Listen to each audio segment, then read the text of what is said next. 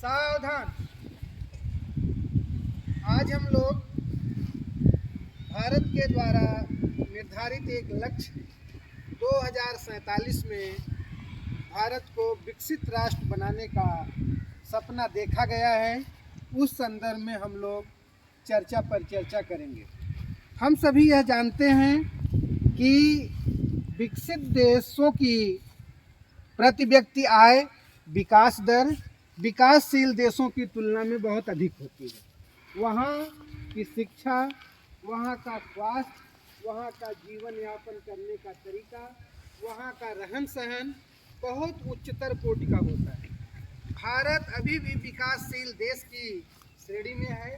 हालांकि वर्ष 1990-92 में डॉक्टर मनमोहन सिंह के द्वारा यह सपना देखा गया था कि वर्ष 2020 तक भारत को विकसित देश की श्रेणी में लाने की कोशिश करेंगे, किंतु अब 2024 में भी हम लोग उस लक्ष्य को प्राप्त नहीं कर पाए।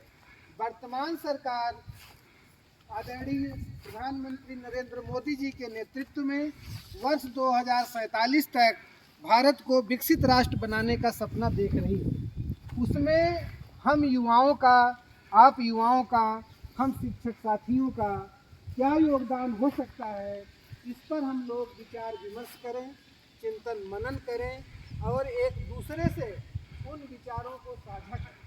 इसका उद्देश्य यह है कि देश की आर्थिक, सामाजिक, राजनैतिक, धार्मिक, औद्योगिक नीतियों और नियमों को जानना और उसमें आवश्यक सुधार करने के लिए मार्गदर्शित करना। ऐसा लक्ष्य योजना बना करके सरकार द्वारा रखा जाता है। हम सभी जानते हैं आज़ादी के बाद 1950 में योजना आयोग का गठन किया गया, 15 मार्च 1950। तब से वह प्रत्येक 5 वर्ष की योजना बनाता था, लेकिन प्रधानमंत्री के नेतृत्व में नई सरकार बनने के बाद योजना आयोग को हट करके एक नया नीति आयोग बनाया गया, जो एक तरीके का नियामक आयोग है।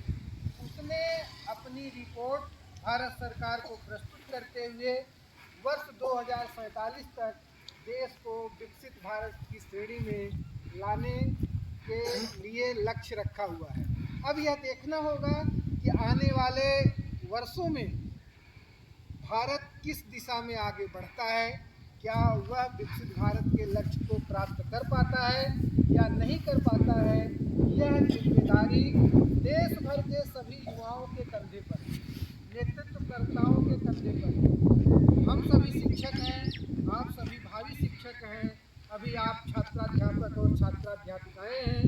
आप लोगों का योगदान अन्य सामान्य व्यक्तियों से अधिक है, क्योंकि आप क्लासरूम में सैकड़ों बच्चों को पढ़ाएंगे जो अलग अलग परिवार से जुड़े हुए हैं। प्रत्येक बच्चा के घर में कम से कम 5 से 7 सदस्य होंगे।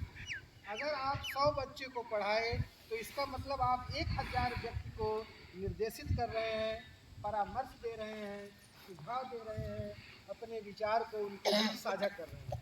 तो यह देखना होगा कि आने वाले समय में हमारे युवा, हमारे शिक्षक साथी, हमारे देश के शिक्षाविद, देश के नेतृत्व करता और देश में नीति निर्धारण करने वाले व्यक्ति विशेष और मुख्य रूप से भूमिका निभाने वाले किसान, श्रमिक, मजदूर, उद्योगपति और अन्य लोग किस प्रकार से अपना अपना योगदान भारत को विकसित बनाने में करते हैं।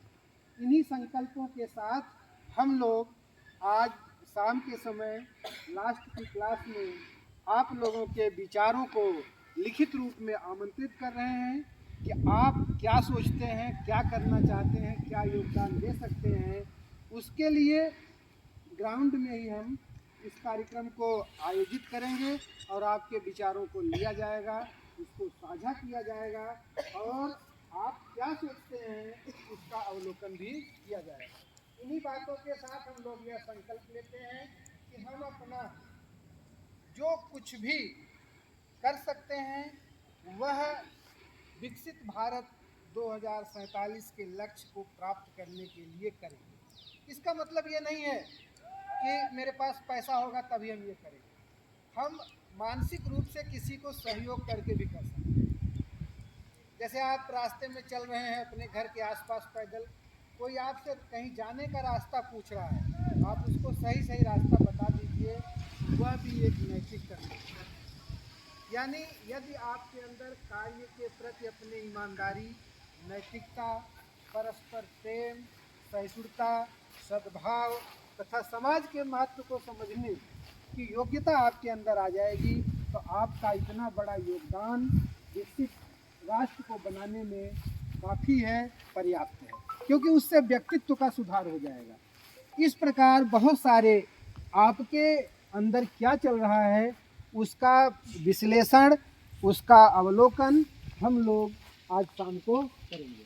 बहुत बहुत धन्यवाद आप लोगों का कि आप लोग इस विकसित भारत @2047 वॉइस ऑफ यूथ के कार्यक्रम में उपस्थित हुए और महाविद्यालय परिवार के विचार को सुने, और आप लोगों का विचार महाविद्यालय आमंत्रित करता है, शाम को लिखित रूप में प्राप्त करेगा।